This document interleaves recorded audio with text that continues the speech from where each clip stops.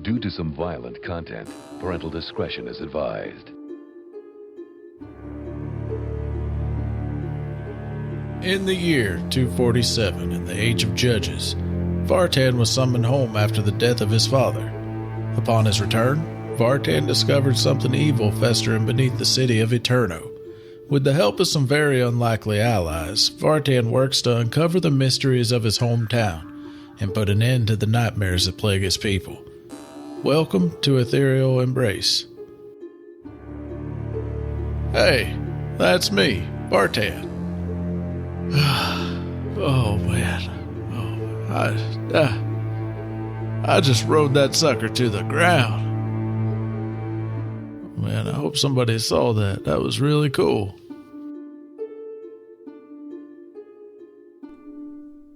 Day 4. The party stands over the corpse of Yagnoloth. So much hate and death for power. It breaks my heart. At least this is one less that we have to deal with now. I mean, nice shot, by the way, Vartan. Excellent shot. Vartan's he's not even gonna lift the hammer out of the head. He just nods to Morgan's compliment and just kind of walks as it like drags out of the head. That's when you hear again a murmur, almost like a whimper from that man that was screamed out in pain earlier. He's still in pain. Baya looks around. You can see a figure pinned up to the wall, the outside wall. It's just a silhouette of a person pinned to the outside of a wall on the Last Stop Tavern and Inn. I think that Robin Tormund is lost to this world. We should go try to help this person. If we can.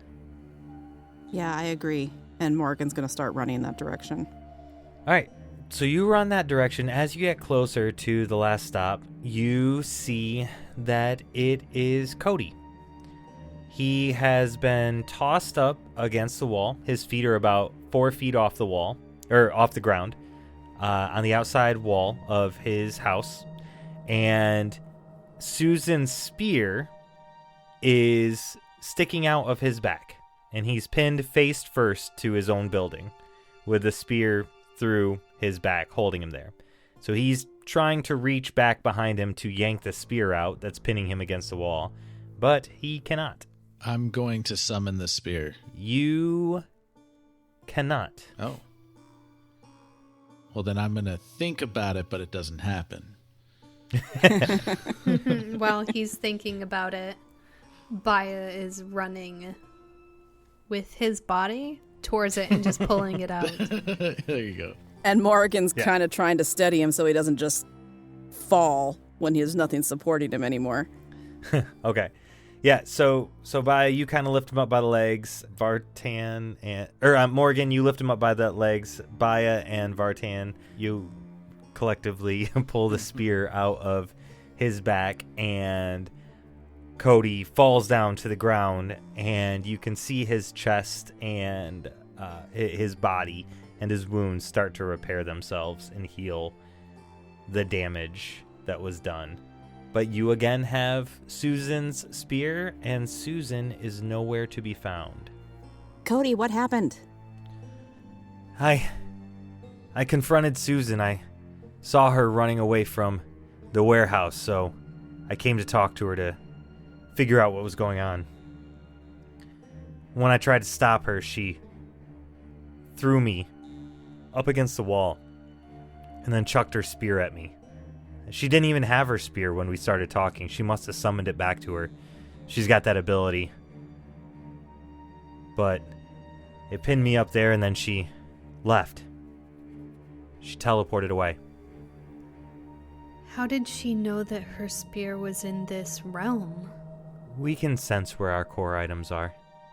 So was she trying to kill you or just slow you down? Just slow me down. If she was trying to kill me, she had every opportunity. Do you have any idea where she headed? No. She didn't say anything before she teleported? No. What did you say to her? I told her that she needed to stand trial for the injustices that she had done here. And that she needed to come with me and turn herself in. That this isn't what we are, and this isn't who we are as the first people. We need to stand for something better than this. And she said she didn't have time for this, and then threw me up against the wall. That sounds like Susan. Yeah. Do you have any inkling or idea about where she would have went? Leaving her core behind? No. By leaving her core behind, she leaves herself open to attack from us. I can destroy it and make her mortal. She must have done it for a reason. Yeah, I think I know why. I mean, she said I'm supposed to fight the avatar of Greyhawk. Imagine she left it, give me a fighting chance. I got to use it in the demon realm, and it's the most powerful thing I've ever held in my hands. And if she can sense where her core is, surely she sensed that her core was repaired. I'm sure she did. And that's what brought her back here. But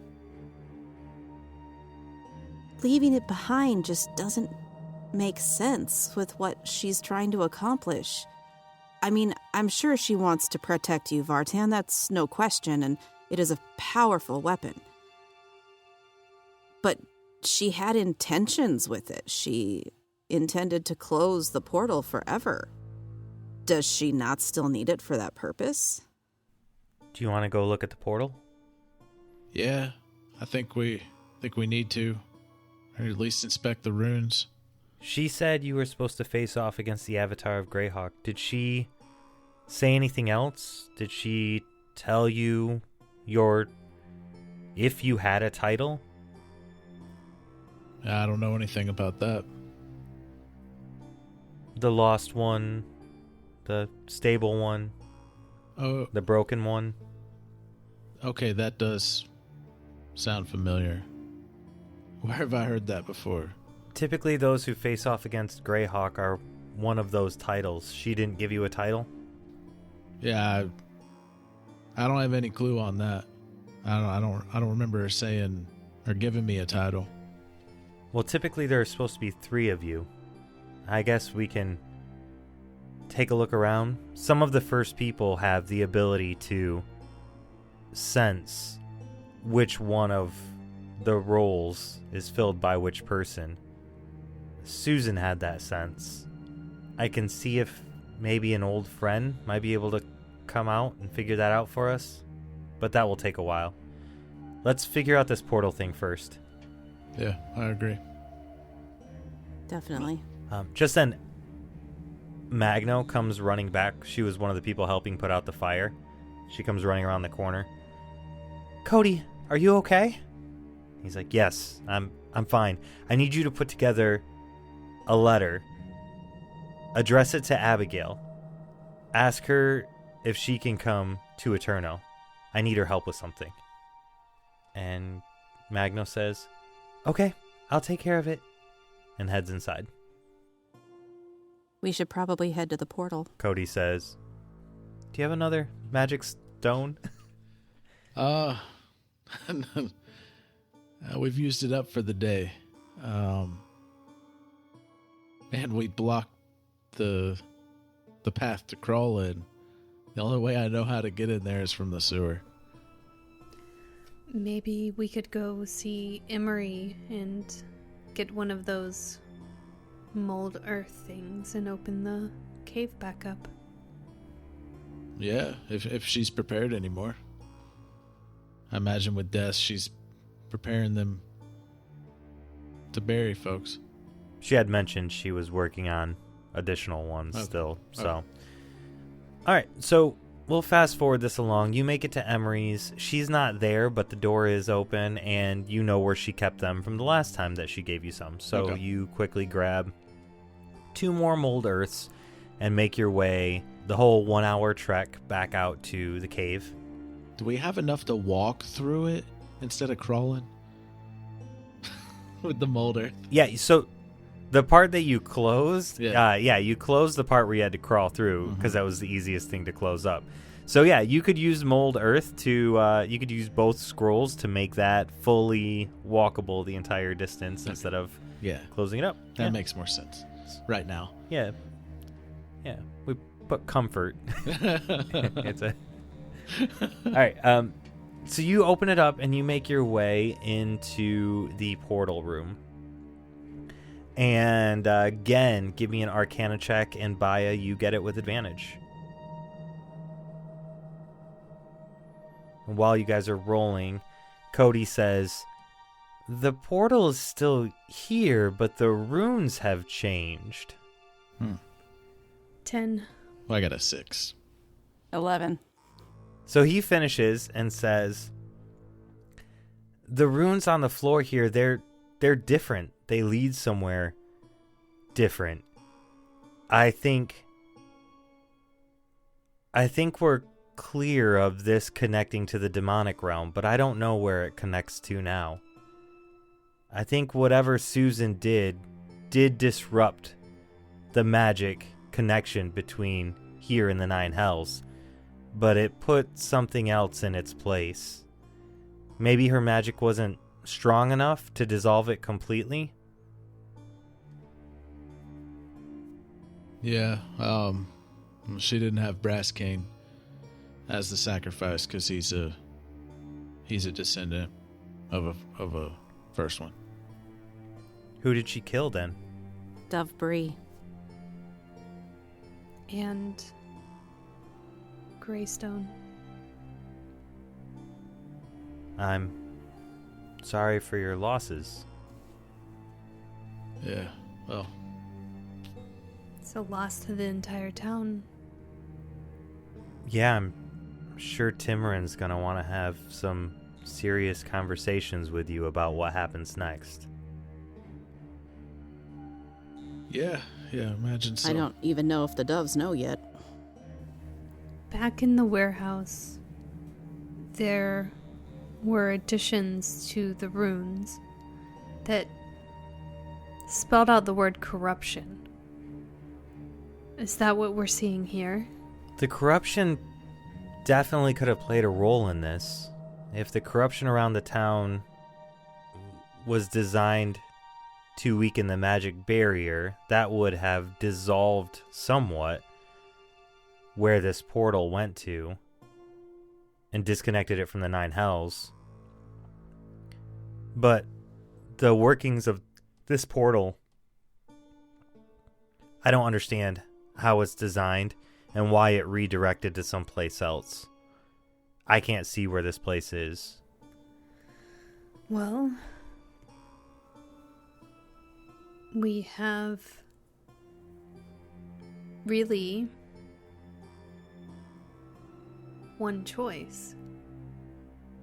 If Susan created this, she probably went through. Or we're supposed to go through. We have no idea what's on the other side. Well,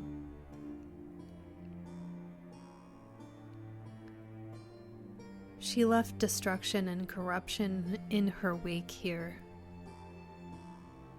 The gods know what she's done wherever this portal leads. Why don't we go rest, and we can come back here tomorrow. You're bloody. I'm exhausted. Moragan's not looking too hot. I've been better. Yeah, we could probably get some answers from this lantern. It's tapped as much as we are. Yeah. Cody, can we all head back to the tavern? I mean, Vartan kinda doesn't have a house. Yeah. You're absolutely more than welcome to stay. Let's head back. Does Cody have the... Can he create the portal to his broom closet? Yeah, actually. Yep. Okay. So he creates a portal. He gets down on the ground and starts etching stuff out again and creates the portal to his broom closet. You all walk through and Cody says, "Huh. It looks like there's a gathering outside. There's a bunch of torches and stuff out there. It looks like the townsfolk have come together. We should probably go out and have a chat with them." Yeah. Yeah, let's go.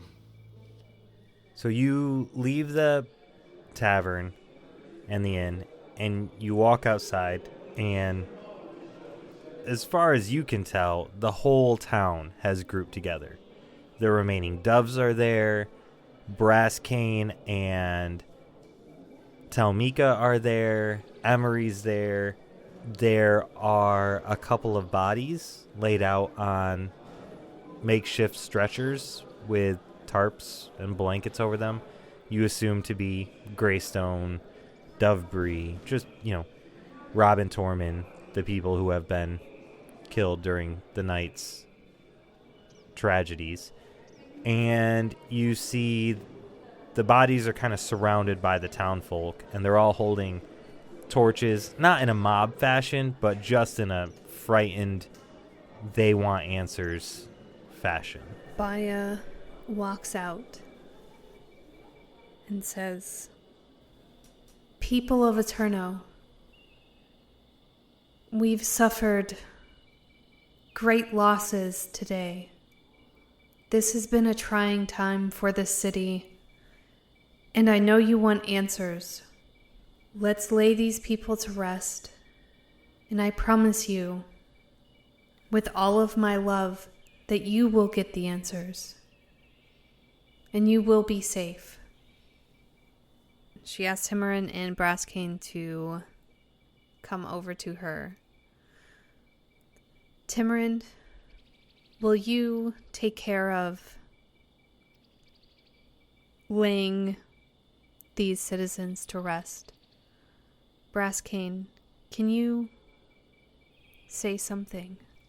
Timorin says, "Yeah, I'll get right on it. Thank you." And he walks away and calls a couple of the city guard over to assist him.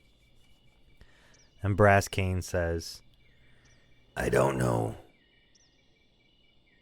if we're truly out of danger or not, but I do know with Vartan here, we're as safe as any place in the world. The trust I have in him is beyond measure. So, if you need a place to stay, Timorin's barn and Talmika's church are both welcome for any to spend the night tonight. We'll get some rest, and then tomorrow morning, those of you who'd like to leave can take passage out to the nearest town.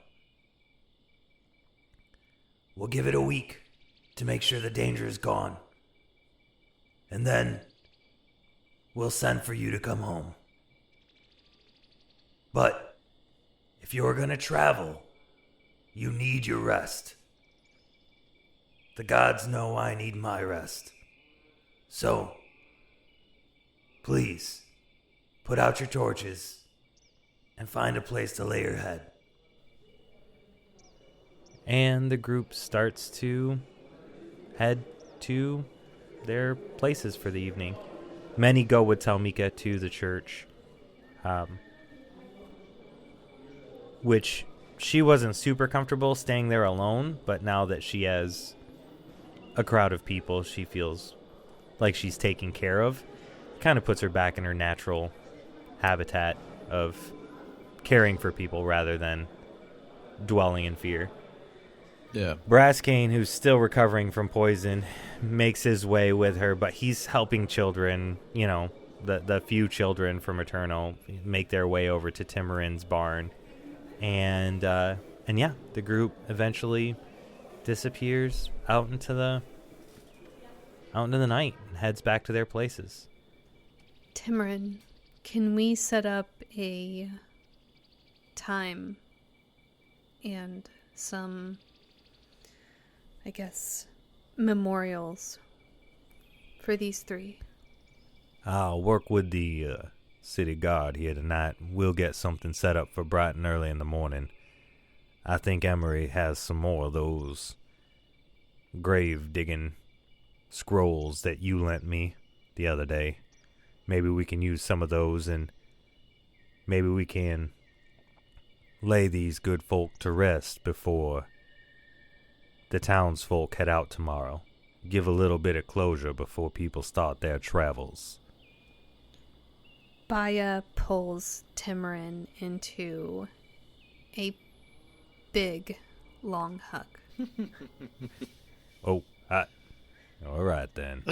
Timorin, I know it's been a while, but I've always considered you family. Thank you for what you do for the city. We suffered a great loss today, but I think you and I can work together to put this city right, make it safe again. I think so. Thank you. Hey, Timorin. Sorry, Baya. Eventually we're going to have to deal with the nest. This is a lot to explain, and I don't want them coming here. I'll be open for conversation and ideas, maybe after we get some rest. Definitely. Just wanted to kind of put that on your radar because this is a bit disastrous for your town on many levels. Gods be willing. Hopefully they don't even think about Eterno. This place sort of has that way about it. I don't know how your doves came here to begin with. We were brought here and it took us forever to find it, so maybe nobody else will find it easily. Well, we will plan for that. All right. Is there anything else you need from me? No. I think we just need to rest. All right. You all get some rest now. We're going to get to digging these graves. I'll see you first thing in the morning. Yeah, I'll help you. He heads off with the city guard, and the city guard that he had talked to were already kind of hauling the bodies away to a safe place, but he heads off in that direction. You guys head back to the Last Stop Tavern and Inn and get some rest. Mm-hmm. Yep. All right.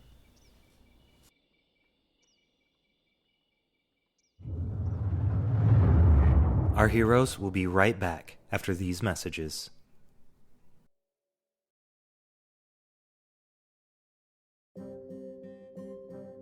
Hello, listeners. If you are enjoying the show and would like to take a look at a way to support the cast while getting yourself some nice perks, please consider our Patreon.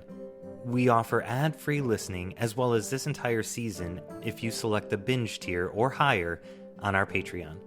Plus, you'll be directly supporting our cast for their work, as our team over at Creative Typo have begun to pay our voice actors for our performances.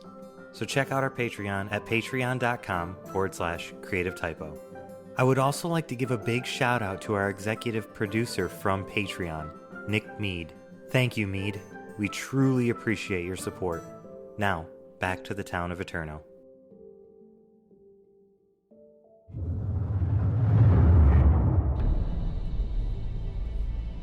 The next day passes with Vartan in a numb haze. The bodies of the victims were buried, with Talmika giving the last rites to each person. There were no gatherings to celebrate the dead. Talmika simply rounded up the citizens that wished to leave, and then said her goodbyes to those who chose to stay.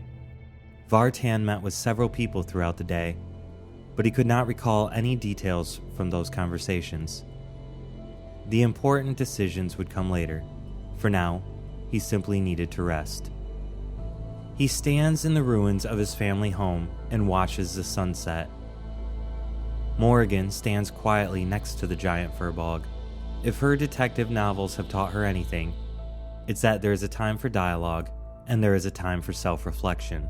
She remains quiet, but close. In the first moment of true clarity since the day began, Vartan pulls the lantern from his pack. He refills the oil into the magic item. Vartan looks back at Moragan and then lights the lantern. The now familiar smoke crawls up to create a window, this time into the future. Susan sits alone in a boat. The boat is small and looks like it maybe could hold 6 people in all. It is currently attached to a wooden stake that has been hammered into a beach. As she unwinds the rope to free her small boat from land, she sees the window appear and pauses her work with the knot. I guess it's time we had that private conversation, isn't it? Just explain to me why. Why what? All of it. Susan releases the rope and sits back in her boat. I first came to Eterno when it was just a small village. I came for the same reason as Cody, seemingly. To find a place to live where people around me wouldn't die so quickly. After people in the city started to hide away for fear of death, it was my idea to erase their memories and return them to their quality of life.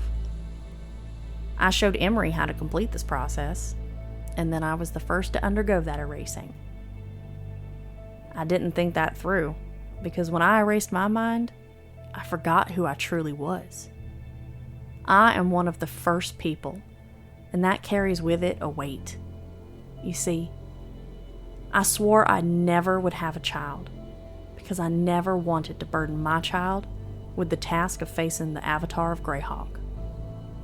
But with my memory gone, and centuries of peace, I broke that promise to myself, and I had you. A strange thing happened after I had you. I began to get my memories back. All of them. I assume this happened because the magic in our blood is so strong. Other people have had children without regaining their memories of Eterno's power, but I digress.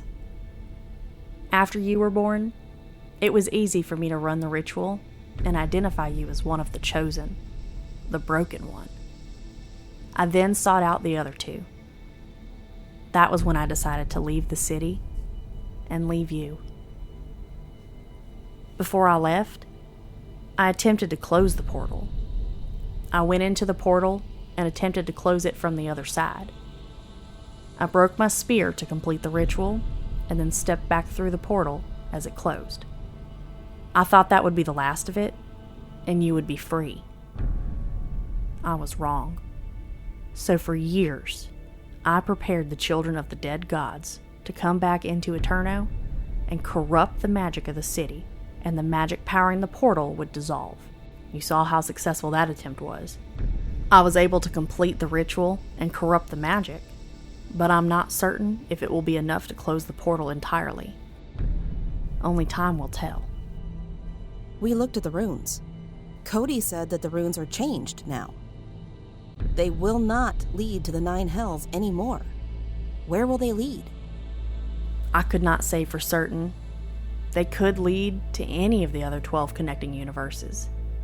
Or they could lead to the ethereal realm, which many refer to as the in-between. Hopefully, the corruption continues to spread, and the portal will close permanently, leading to no place. Susan, you said you were sorry for what you did to me. What did you do to me? Baya? Yes. I mentioned that I left Eterno to find the other 2. The lost one and the stable one. The stable one was more difficult of the 2 to find. It was because he had not been born yet, but he was close. Ovik was still a baby, yet to be born of his mother. In order to save my own child, I took the life of Ovik and his tiefling mother. It was one of the hardest things I've ever done. The lost one was easier of the two to find, but the more difficult to kill. It was you, Baya. In a moment of weakness, I found that I could not bring myself to do it.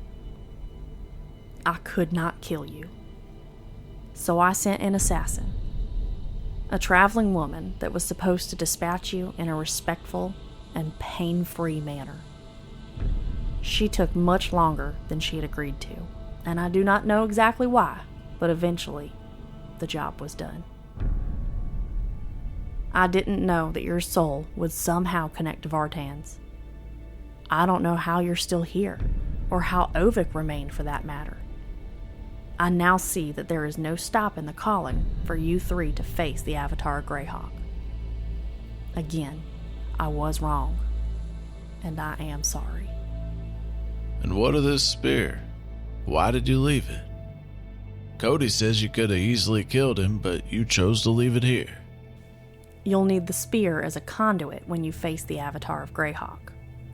I don't know the details, but I do know you need a core item from one of the first people. It's only fitting that it would be mine. I know the things I've done are awful. I make no excuses, and I accept all blame. Maybe all of the first people have gone mad. Maybe we can't see how much damage we cause to the world. Maybe it's time for all of us to fade from existence. I don't know. But I swear to you, I will bring no more harm to the people of Eterno. Cody will be able to train you to fight the Avatar. He'll show you how to use the spear. I wish you all the best of luck, and I am sorry for the pain I have caused. Goodbye, Vartan, Baya, and Ovik. Susan pushes her small boat away from shore, and the lantern's window begins to dissolve. As the window closes, the smoke again attacks Vartan, but this time it surrounds his body completely and lifts him into the air. His body rises about 6 feet into the air, where it stops and begins to levitate. In Vartan's mind's eye, he finds himself on the beach one more time. This vision is more detailed than the first two. He recognizes the corpses that lay strewn about the beach. He has been a humble member and servant of this cult. He knows many of the dead by name. Their lifeless bodies lay twisted and contorted across the beach.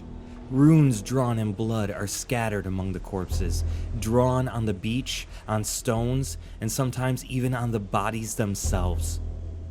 Vartan's large hands, too, are covered in blood. This, all of this, was his doing. This was always his doing.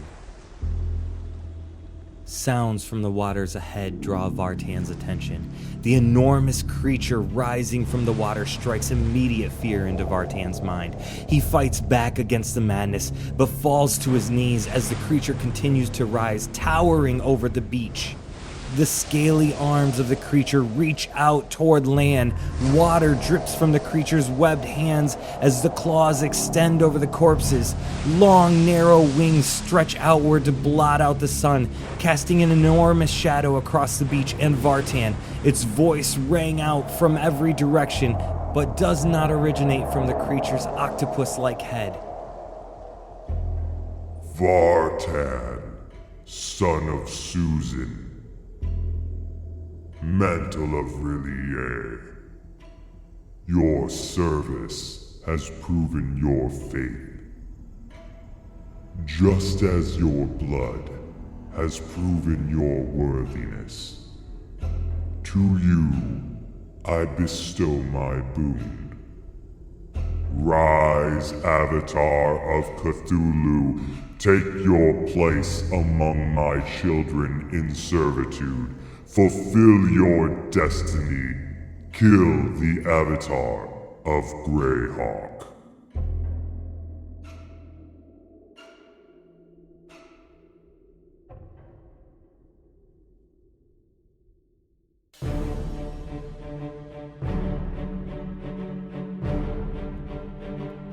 Thank you for listening to this episode of Ethereal Embrace, a creative Typo production. Vartan the Furbog Fighter is voiced and played by Adam Culbertson. Baya Rustin, the half-elf sorcerer, is voiced and played by Tisha. Moragan, the human monk, is voiced and played by Nari Kwak. And I am Nico, your GM. Please remember to drop us a 5-star rating and review on your favorite podcatcher. Music provided in part by Midnight Syndicate, makers of the original Dungeons & Dragons soundtrack. If you would like to support our show or any of our other shows, you can join our family of patrons at patreon.com/creative typo. Remember, be safe, we love you all, and stay foolish.